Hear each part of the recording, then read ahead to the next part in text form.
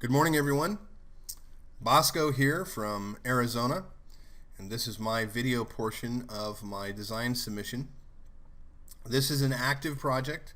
We're actively working this site today, or actually we've been planning. We've actually just entered into the first part of actual doing work on the land.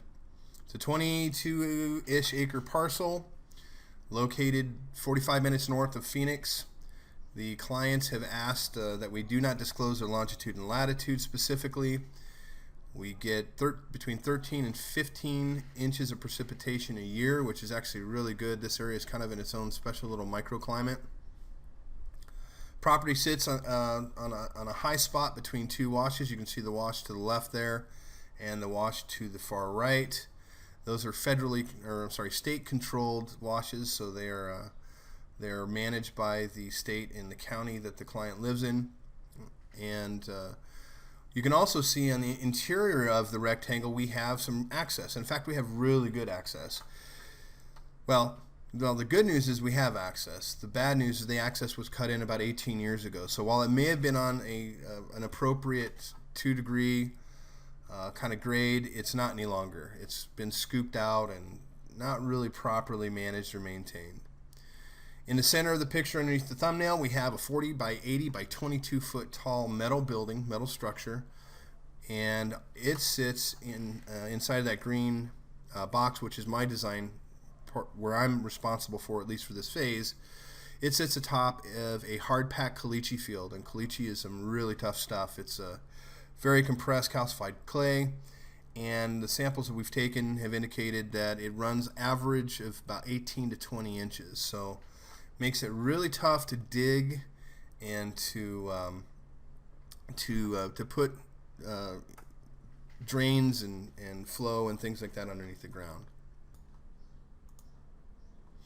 Okay, so this is kind of a joint. There's parts of this that are in my design, there's parts of it in my design partner submission, but these are the actual contours, and we went and got the levels out and put them all, figured out where the contours were. So let's go over the good, bad, and the ugly here. The good thing is that this wash here by the way, that arrow pointing up, that's south. The good news here is that this wash that's to the east of the building actually runs quite well. And further, it has a natural swirl point right about here that is a silt trap and has what is basically a natural gabion sitting on that property, or sitting at that mark. So when we have an event, this flows very well. It does pool here, and it does slow down considerably at that gabion. Second good news is that we've got this little zone here, and this is in my design partner's submission, but a little washed, and it runs under the road, and that access is actually decent. We've got good little culvert underneath there, and it runs into an area that looks like, at some point in time, based on some of these weird contours, there was some earthworks done here. So that's a good collection point. And then likewise, up here in the upper right, we have a similar thing. So during a rain event, this pools up pretty well. This pools up with a big rain event. And then this upper left one, this one kind of swirls and pools pretty nicely too. So we've got some natural features that, whether they were indeed earthworked 18 years ago or not, they kind of seem like it because they don't seem to fit in the natural scheme of things. That's good news. Let's talk about the bad news. During a rain event, all of this access, regardless of where it's coming from, even from up here, all becomes a water raceway, and it floods this area, all of this area, everywhere over here. Well, the front of the building here is the main entrance to the building, and so during a rain event we get a ton of water, and it doesn't take a whole lot of rain to get this to pool. You'll see in the pictures later what I mean by that, but that's the bad. That's one of the first things our clients asked us: can you fix this, please? And we said, yeah, we'll fix that first, or I'll fix it first. And then the ugly is that, as I mentioned before, from about this area here all the way back, kind of like in a mode like this, is all caliche, hard pressed compacted clay. So while it was great that they put the metal building there, the challenge that we found is that all the soil samples indicate we have a caliche field that while the building won't wash away, we've got to figure out some smarter ways to do draining to get some of this water to either run to the washes or run to either of the earthwork ponds that we're planning on building. Here's a little top-down view of the area around the building. Again, this is all stuff that's in my design purview. You'll notice that further south we have some hardware going in. Those are hoop houses. The client is pretty set on running them in this direction. We're going to work on that because I don't think that's really the best facing for those hoop houses. Got some sheds and things down here for equipment and vehicles.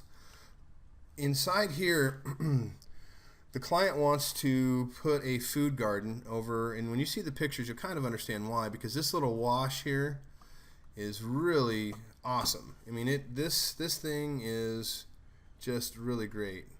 Water runs down it, and it travels nicely. It's not finished, so it soaks, but some of it does get through and travel downstream.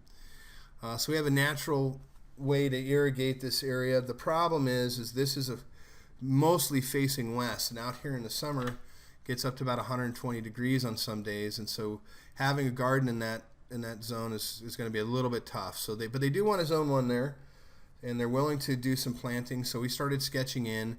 These are all going to be mesquite, so these will be 3 or over story type trees. We'll do some other stuff underneath it. We're going to run some citrus around the outside, some other shrubbery. Again, the client doesn't know exactly what they want to grow. We've been trying to consult them on growing what they eat, which is a pretty important facet.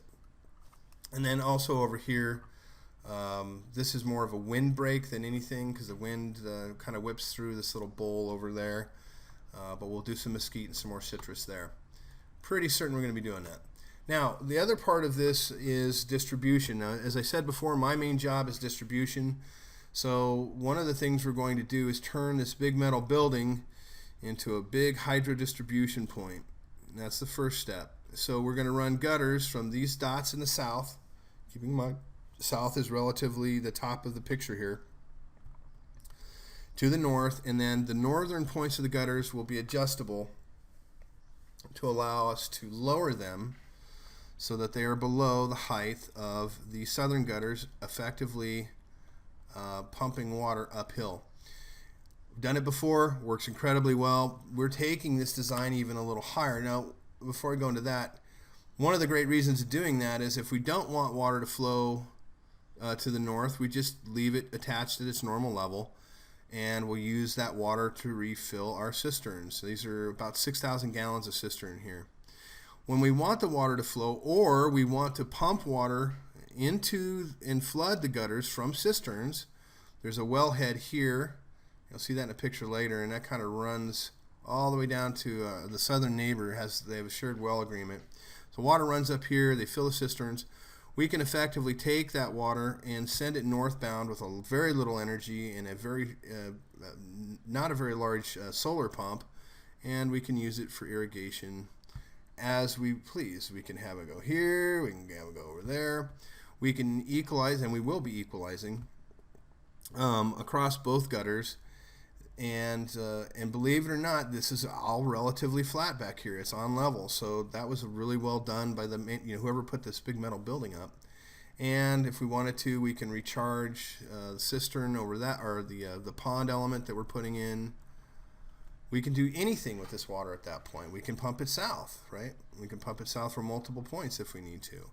So that's one of the first pieces of the puzzle for the client, is getting the distribution going on this part of it. And then also this back porch, you'll see in a picture a little bit later, we're going to be running some solar up here. The client doesn't anticipate needing much more than about 2,500 watts, 2.5 kilowatts on a daily. and very little at night because the operation doesn't operate in the evenings. And this is the best attempt that we can do right now. We really are waiting on the client to kind of make some decisions that aren't really relative to permaculture. They're more relative to their view and their vision for their own property. As you can see, we've mapped out some of the basic zones. This wash is going to make an awesome zone 2. It's going to take some earthworks to make it happen. But because we have this swirl and that we can dam this up, we're going to create a nice little edge culture here that's going to work really well. The other thing is that our state and our counties out here require that any wash that runs into a federally or state managed wash, any water that runs into it cannot be held inside of that and must be returned to its own wash. That's a pretty common thing, especially out here in the desert. You know, we love water, we need it. So we've got some work with talking to some folks about what kind of things we can do with this wash, but I'm really excited about seeing this turn into an awesome zone 2. I showed you the zone 1 before over here in this area here, the kitchen garden. They want to do some mesquite and some other kind of fruit-bearing stuff over here. We'll build that in. And then around where this pond element's going to go, I think we're going to probably go ahead and extend a zone 2 or build a zone 2 partially, kind of circle that pond, and of course put your, everything you would probably find anywhere into a pond build. Now the zone 3s that are drawn here aren't really to scale. They're not also accurately on contour. In fairness to the other students that have gone through this, I mean, I just whipped this up in the last 24 hours roughly, just to kind of get it so that everyone, if I was naturally out at a PDC, that I'd be doing the same thing. The zone 3s, obviously everything needs to, we want to catch this water. This is a high spot up here. We want to catch that water and send it into this zone 2. The same thing is true for these swales. We want to have this may not turn into a swale per se. I've got to figure out how, because once this gets filled, if I do it correctly, it should automatically flow into our wash. I am a little bit concerned about sweating through the swale into that hard pack, which was a problem before. But also, we do have to do something to get this water to move where we want to down here in the south of the property, or the south of this map, the north of this map, sorry, the bottom of this map, because right now it's a real pain in the butt. We also know that we're going to, if we can, we're going to be running drain lines that are off grade, that give us the length and the kind of angle that we need to be able to feed some of this water that's sitting up top down back into the wash. You'll notice too, the client has indicated a rough estimation of where a house site will go. I'm not sure about orientation just yet. We're still waiting to hear back from them and whether or not what they want to build can be permitted. But one of the really cool things about that site, that house, is they're building it kind of like an earthship, except they're not using tires. They're using insulated concrete forms. But like an earthship, it's going to be a bermed home, and we're going to collect that thermal mass. And then at the front of it is going to be a natural atrium. It's really a heat sink, honestly. But inside of there, what they want to do is aquaponics. So they want a gray water aquaponics design. I am looking really forward to working with them on that. I've done a bunch of aquaponics and aquaculture in my time, and a lot of gray water system design. So I'm very excited about working with them on that. As soon as we know a little bit more about where they're wanting to put things, then we will we'll go forward with that. Moving on to some pictures. This is the first half-inch rain event that happened the third week of March. So we, at this point in time, based on the little rain meter that we have out there, we've got a half-inch, and it was a half-inch in a pretty quick time. One of the things about our rain events out here, whether it's a monsoon or a morning shower like I had this morning at 6 a.m., it happens fast. It hits and then it's gone. And so this is a half inch. You can see here in the picture, that's a 1/2 inch. I kind of backed my truck out, and this is just like grease. If you don't have a 4-wheel drive vehicle, even though there's all this gravel, this area is just sitting on top of hard pack. You can see that's a 1/2 inch of pooling. It's not much at all. We do have a little bit of off-grade landscaping going here, but believe it or not, it's a lot less than it looks like in the picture, mainly because the camera's a little bit tilted off center. When we took the level out here, it's really not that much, so some work needs to happen there. Just another kind of side snapshot of that same area. You can see all this pooling, and that's because there's just nowhere for the water to go into the ground. At this point, by this little chair thingy here, that's 18 inches of caliche. I mean, straight, solid 18 inches. Here's the east side of the building. Just want to show you one side of it. See the water pooling. Again, this is at 1/2 inch. This is just during 1/2 inch of the rainstorm. So you can see that water catchment needs to be happening on the gutters. Got some pooling happening in the center of the roadway that runs around the outside of the building. That's not a real big deal. We can actually get that graded off pretty easily and have it start running to where we want it to, which in this case would be the wash. Snapshot of the backyard. You can see again more pooling on top of that hard top. I'm not going to kick that horse to death. Here is where the pump that's coming up from the south, the well head, is from their shared agreement with their southern neighbor. These are the 2 cisterns that they have in place. So this is actually excellent that they have it. When I was talking about distribution model up to the